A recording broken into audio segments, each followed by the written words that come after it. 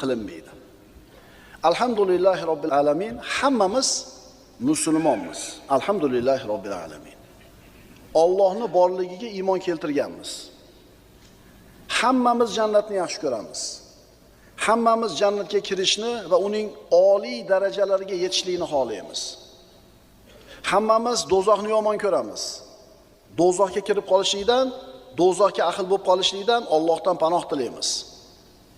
Alhamdulillahi robbil alamin, musulmonmiz.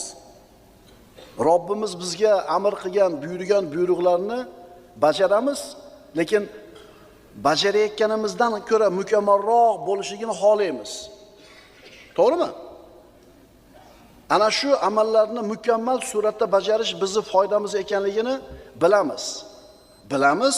Shuning uchun mukammalroq qilaylik deymiz, amallarimiz yana ham chiroyli bo'lsin deymiz, ammo doimo bunga qodir bo'lavermaymiz.